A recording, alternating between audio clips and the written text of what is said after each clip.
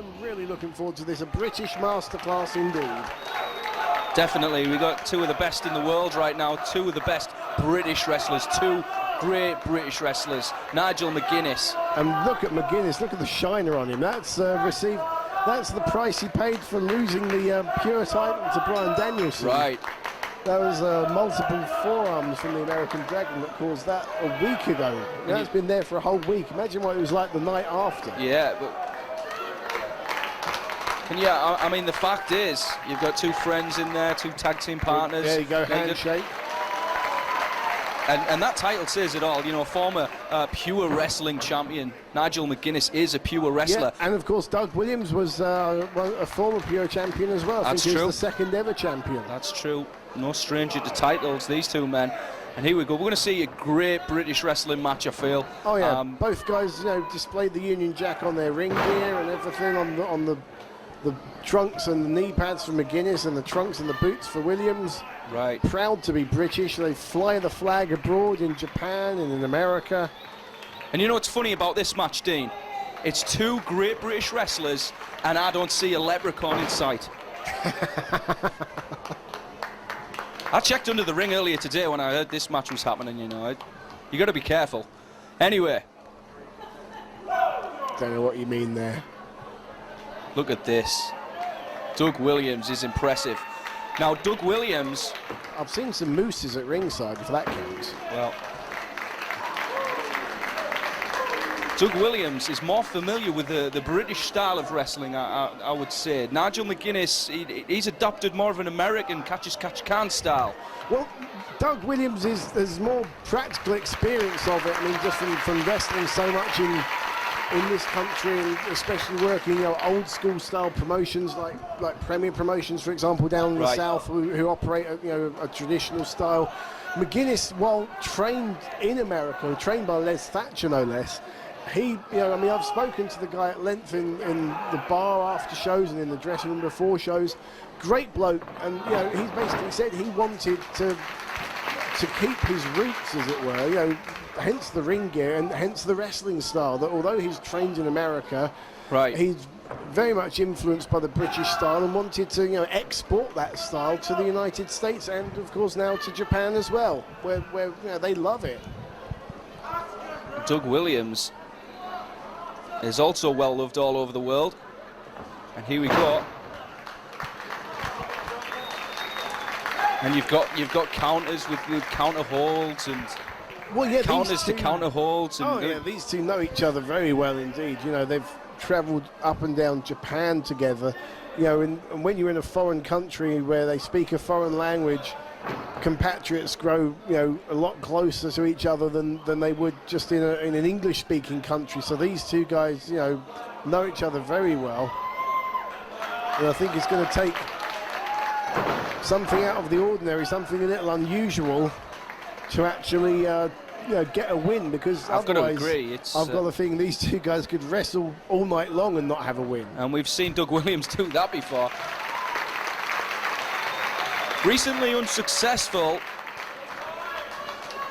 in his quest to become 1PW World Heavyweight Championship. We've seen him at Double Jeopardy, unfortunately.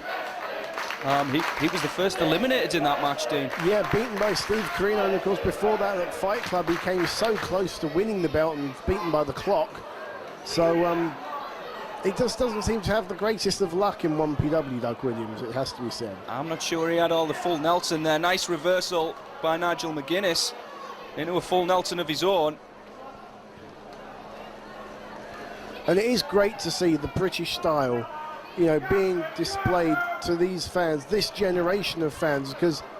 Oh wait, we've got an early cover and a reversal from Nigel McGuinness. I don't think this is going to win the match, but stranger things have happened here in 1PW, and both men back at a vertical base. Both men know each other so well. Exactly, that's what we mean when they're so evenly matched, but it's great to see the traditional British style being displayed to a new generation of fans, because the world's so globalized now. You can switch on a computer or turn on the wrestling channel and see styles from all over the world, and it's great to see these guys keeping fans in touch with their history and their roots. I'm a huge fan of the traditional old school British wrestling, Yeah. you know, and I'll extol its virtues to anyone. And when you've got guys like McGuinness and Doug Williams backing your argument up, it's quite an easy argument to have with someone. Look at that. Where can McGuinness go? He's got nowhere to go. Oh, nice. Well, there you Well, go. they proved us wrong. It shows what we know. But yeah, he wriggled his feet free and got out of the hold. And now we've got a combination, was a Japanese stranglehold, now body scissors. And again with the reversal into a pinfall. Great move there by Nigel. Doug Williams trying to unhook those feet. So so McGuinness just grabs an arm. No, his shoulders aren't down, ref. Look at this. And McGuinness cinches on the body scissors again. Well, like you said, I mean, it is going to be something unusual that wins this match. And Williams turns defense into offense, turning that into a kind of a modified surfboard. And we've already seen the modifications in the early going. Oh, yeah. Great wrestling. And listen to these fans, they appreciate it with a round of applause. Very British response. Very British. Like being in a cricket match. Well, this is 1PW. This is more exciting, Dean. Come on now. Oh, wait a minute. Now, we said they're friends. What is happening here? Neither man. Well, Nigel. Now, that was interesting. That's the wrestling equivalent of having a telephone call and not wanting to be the one that hangs up. Right. Lose a lot of respect in that handshake, I feel. Oh, yeah. And you've got to wonder how many times these guys have actually wrestled each other. I'm talking about backstage, you know, because it does happen between wrestlers. I mean, you've seen the locker room area. You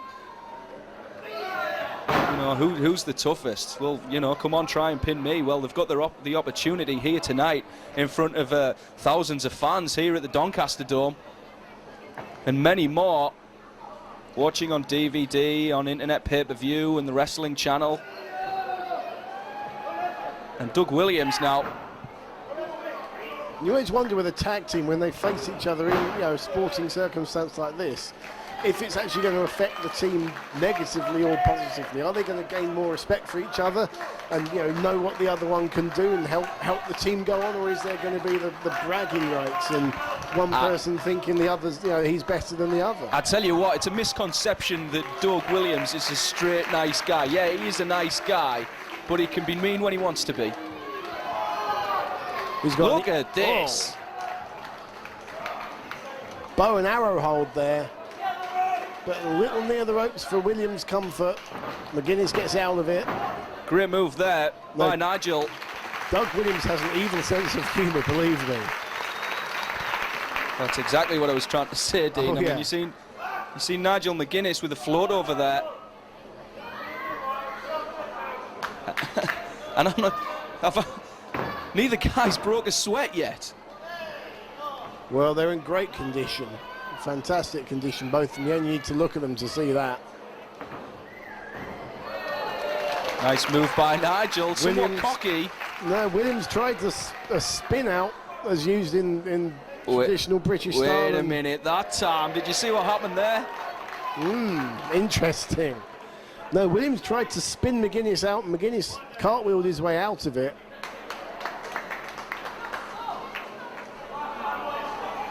Both men shaking hands again, but that time it was Doug Williams who separated the handshake. And now a nice side headlock. So do you think things are getting a little tense out there? I think things are getting very tense. In fact, you can feel it. It's going to happen sooner or later. Who's going to be the first to cheat? Who's going to be the first to, you know, rough up their opponent? Nice move by Doug Williams.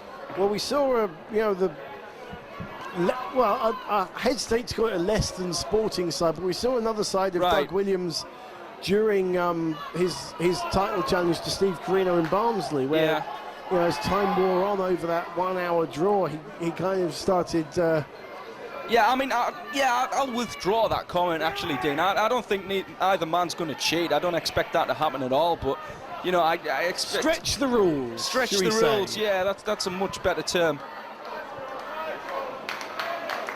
Look at Nigel McGuinness. This is interesting because Doug Williams, rather, is the stronger of the two. Look at that great back strength, great neck strength. You know, it's an early lesson when you train to be a professional wrestler, Dean. That neck is oh yeah, train your neck, definitely. And you see that time. Now Doug Williams is holding that left arm, and Nigel sees a weak point here on the Anarchist. Yeah, possibly an opening there, but yeah, as we were saying, your neck takes so much abuse in the wrestling business. You know, every time you fall to the ground, it takes a jarring impact. Right. You think of, you know, clotheslines and full Nelsons and all kinds of submission moves that stretch the back and the neck out. And yeah, it's a definite strong point to focus training on. Definitely, but you see Nigel, he's going after that left arm. And Doug Williams on a beautiful clothesline then. You see the neck bounce there, Dean, you see the head bounce rather. Exactly, goes to, you know, just to prove what I'm saying there. And McGuinness keeping a focus on that arm, you know, again, a British strategy and a strategy employed by other guys, you know, like Arn Anderson, who we mentioned earlier, right, of picking a body part, picking out a limb and just focusing on that and targeting it relentlessly during a match. You see the knees to the back, he's got the arm wrapped around the neck, got that arm locked. Yeah, making sure his shoulders aren't anywhere near the canvas as well. Now Doug, all he has to do is stretch out and grab that bottom rope, but that arm. But again, that's not the British way. You know, the British way great is. Point. Look at this big German suplex by Williams. The British way is to wrestle out of it, and that's what you call wrestling. Fantastic suplex. And look at this. You see Doug. Forearm uppercuts now. Yeah, sorry. Sorry, he was trying to get the blood flowing back in that arm, and now he's a cover, he's a count, and just a 2 count.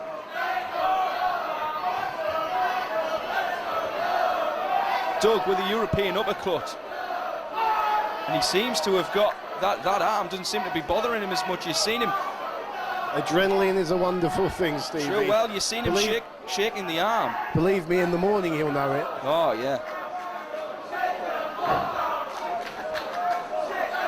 And now in the corner, nice reversal from Nigel McGuinness on the Irish whip. Doug got the elbow up to the throat area. And a beautiful reversal from McGuinness. And look where he lands, straight on that shoulder.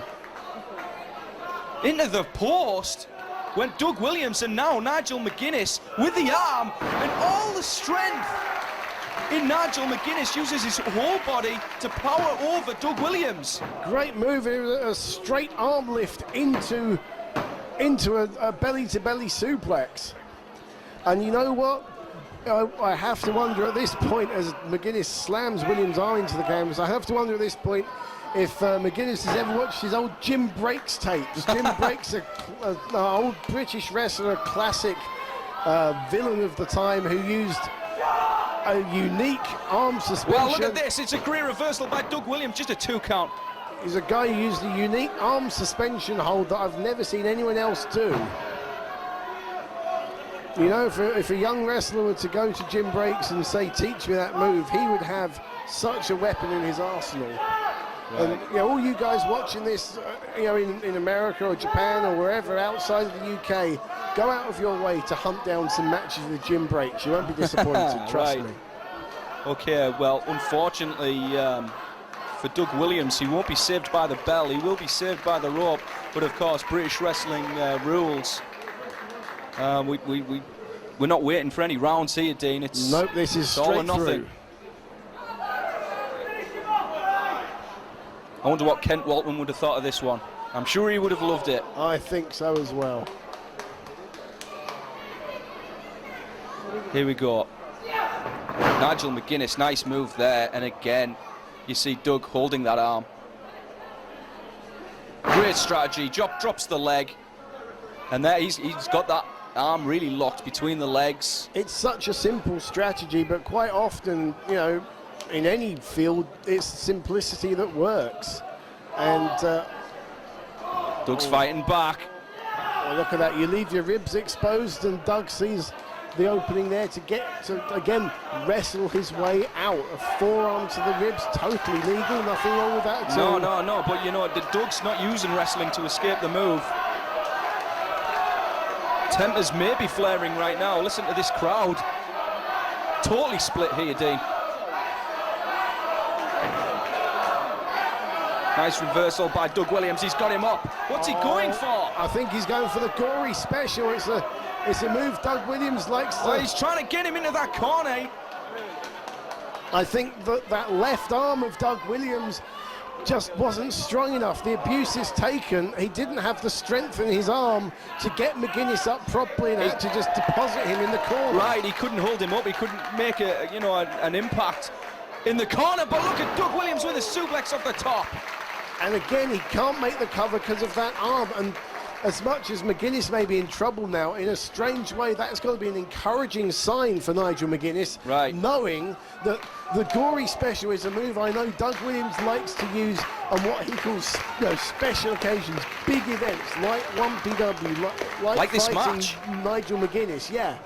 So to stop Doug Williams from doing that move, especially to someone who knows Doug as well as Nigel does. Multiple knees to the face. Sorry, Dean. That's going to be an encouraging sign. Look at this. Doug Williams follows it up. Ooh. And again, using the ropes with the knee lift, does Doug Williams. He's got him in the center of the ring, Dean. This might just a 2 count. Doug fighting back now. Oh, but nice reversal. You see the face of Doug Williams. Oh, he wasn't expecting that, was he? With a jawbreaker from Nigel McGuinness, and now off the ropes, Doug's the clothesline, and a big clothesline from Nigel McGuinness. This might do it. They're in the center of the ring. Just a 2 count. Nothing pretty about that, but very effective. I think McGuinness is becoming frustrated. I'm not sure what he said there, but I don't think it was pleasant. And now, off the ropes, Doug Williams. He's got him with a gut wrench. And he couldn't hold on. Did you notice there? I did, yeah. Into the corner, Nigel McGuinness. Oh, it's anybody's game right now. He got the boot up. Oh, Doug Williams caught him. They're almost at a stalemate, Stevie. There's one of those big suplex throws right there. It's going to take something, either a mistake from one man or something very surprising, very quick, to win the match. Right. I've got to agree with you, Dean. This is most interesting. It's anybody's game, in my opinion. He got the knee lift that time. Doug Williams off the ropes, and he hit it again. And now it looks like he's going to go for the bomb scare. Yeah, he's got a spring in his step again. Doug Williams is going for the bomb scare knee drop. This might end the match, but Nigel McGuinness cuts him off. He's seen it coming, and now Doug Williams is in trouble. Tower of London. That's got to be it, but Nigel can't capitalise. He's over there. We've got to cover. We're going to have no. We almost had a winner, Dean. McGuinness couldn't capitalise fully. His neck and his shoulders and jaw had taken damage from Doug Williams' knees, and he wasn't really able to turn himself over in the correct position. Look at this. In the corner right now, using the forearm as a weapon. I guess that's like a face wash with the arms. And now, I think Nigel pointing to the top of his head. I'm not sure what. Oh, big running European uppercut that time. And now off the ropes, Doug Williams fights back. And wait a second. Oh, memories of Les Kellett. Yes, there. that's exactly what I was thinking. That's exactly what Les Kellett used to do. And again, if you're watching from outside the UK, go out of your way to hunt down some Les Kellett as well. They have no idea who you're talking about. Comedy genius the man was. No longer with us, of course. Died a couple of years ago. A household name in British wrestling. I remember those World of Sport days. Perhaps not as... I'm a bit too young to remember it as fondly as you did. You're just about to insult my age, weren't you? I do remember it, though. And here we go. Nigel McGuinness.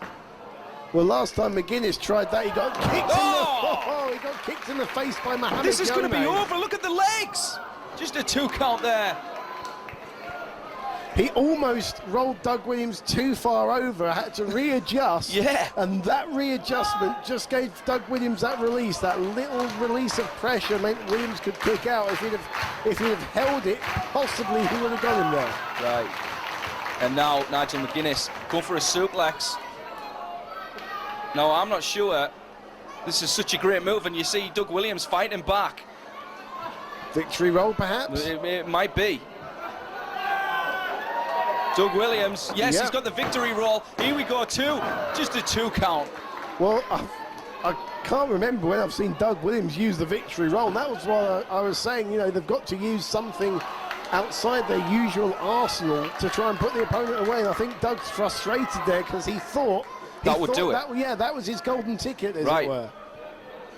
Nigel McGuinness looks slightly groggier than Doug Williams at this point. Doug Williams with a go behind, but nice reversal Is from he going Nigel for it? McGuinness. He's got him rolled up. I think it looked like he was going for it, yes. He was going for the chaos theory. That's exactly what he was going to do, and look at this. But German suplex just gets a 2 count. Sorry, Dean. Well, then let's face it, if there's one person who knows how to get out of the chaos theory, It's going to be Doug Williams. and he just proved it there by Right. making himself dead weight immobile, and McGuinness couldn't roll him through properly.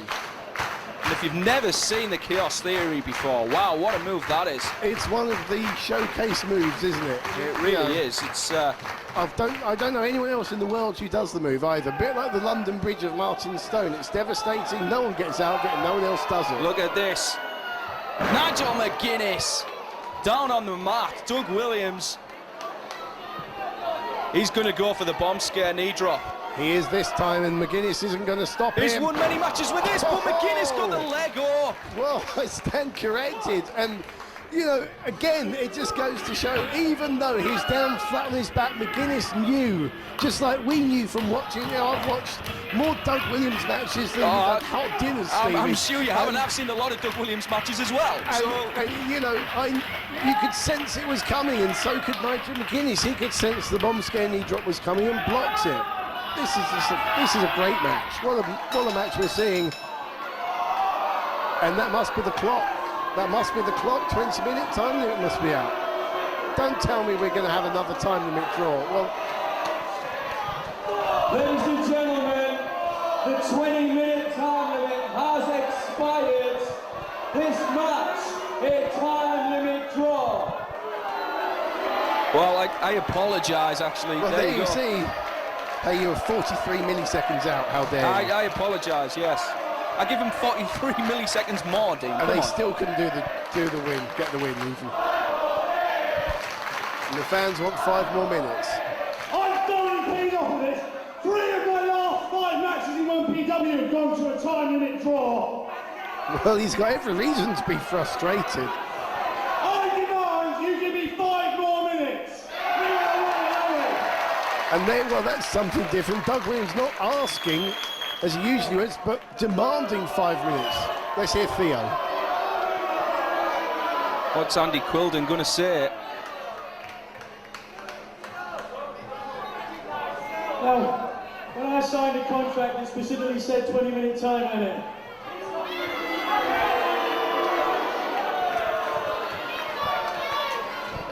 But if Doug wants it, and you people want it,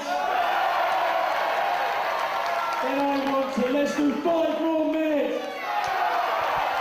Now, if that was me, I'd demand to be paid extra. Now, wait, what's the decision going to be? 20-minute time limit. I can't give up 5 more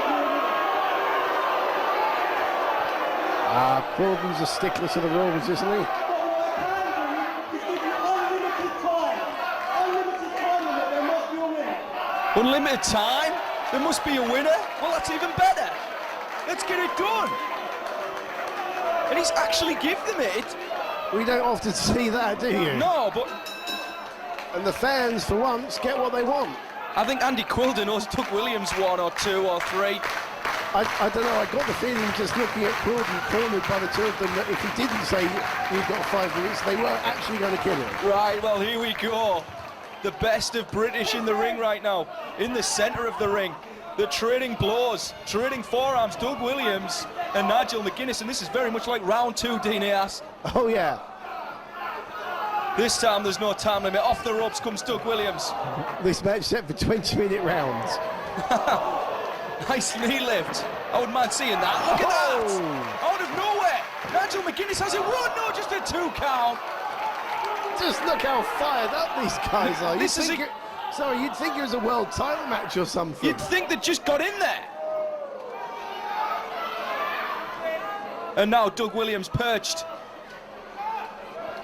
on that top rope. This does not look good. Oh. Yeah, I think they've got what we would definitely call a second win. Just the lift of actually getting another match opportunity, because right. He's a cover. Nigel's going to win it. Just a 2 count. Just a 2 count. Let's not forget the first time Doug Williams was beaten by the clock. It was when him and Nigel were challenging for the GHC World Tag Titles. Right. So it's not like McGuinness doesn't know the frustration of a time limit draw. But well, you've got to say Doug Williams has had... he seemed a bit more reluctant so at first, but he did agree to it.